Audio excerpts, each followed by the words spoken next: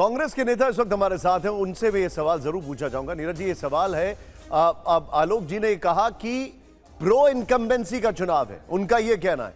उनका ये कहना है कि मुद्दा इसलिए नहीं है क्योंकि ये कोई मुद्दा पहुंच ही नहीं पाया आप लोगों के पास। आपका टेक इस बात? निशान जी, हमारा टेक तो बहुत सिंपल है, क्योंकि टीवी9 भारतवर्ष के ईमानदार पत्रकारों ने जब भी ग्राउंड से रिपोर्ट किया तो उन्हें सब सारी चीजें उनके सामने थी कि देश का जो बेरोजगार युवा है वो बाहर आकर कह रहा था कि हाँ, 10 साल पहले हमने उम्मीद के साथ तो वोट किया था, लेकिन हम उस लफबाजी में ऐसा फंसे कि 10 साल में पिछले 45 साल की सबसे ज्यादा बेरोजगारी हो गई। तो उन युवाओं ने तो आज इंडिया गठबंधन का साथ दिया है। जब वो महिलाओं के पास गए तो महिलाओं ने कहा हाँ, हमने 10 साल पहले उम्मीद के साथ वोट किया था मोदी जी को, लेकिन उन्होंने महंगाई का ऐसा आलम कर दिया कि हमारी तो कमर टूट गई। और हाँ, जब वो गए ऐसे पेरेंट्स के पास जिनके बच्चे स्कूल में पढ़ते हैं, तो उन्होंने कहा देखिए 10 साल के अंदर हमने जो उम्मीद से वोट दिया था वो उम्मीद के विपरीत दुनिया की सबसे ज्यादा जो इन्फ्लेशन है एजुकेशन में वो भारत के अंदर आ गई। तो मुद्दे तो सारे यही थे जो टीवी9 भारतवर्ष के पत्रकार लगातार बता रहे थे। और देश की जनता ने इस बार सोचा कि जैसे 4 से 14 के अंदर एक फॉरवर्ड लुकिंग सरकार थी जिसने देश को एक स्थिरता, वो इकोनॉमिक फ्रंट पर बिल्कुल। नीरज जी, ये जो आप दावे कर रहे हैं कि ये थे मुद्दे, इनका कितना असर हुआ वो एग्जिट पोल का जब आंकड़ा सामने आएगा तो वो सामने आना शुरू हो जाएगा। हम बता दें कि बहुत समय अब बाकी नहीं है। ये हमारा सैंपल साइज है जो हम बार बार आपको दिखा रहे हैं, क्योंकि एक बड़ा सैंपल साइज है और अब सिर्फ 2 मिनट 45 सेकंड बचे हैं, जिसके बाद पहला आंकड़ा आपके सामने होगा।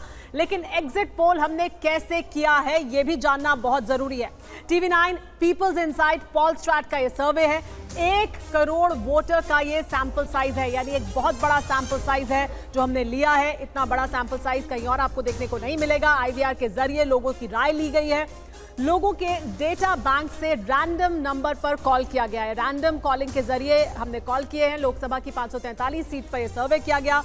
लोकसभा सीट के अंतर्गत आने वाली हर विधानसभा सीट से सैंपल इकट्ठा किया गया है पोलस्ट्रैट और पीपल्स इनसाइट द्वारा। हर फेज की वोटिंग का भी सैंपल लिया गया है।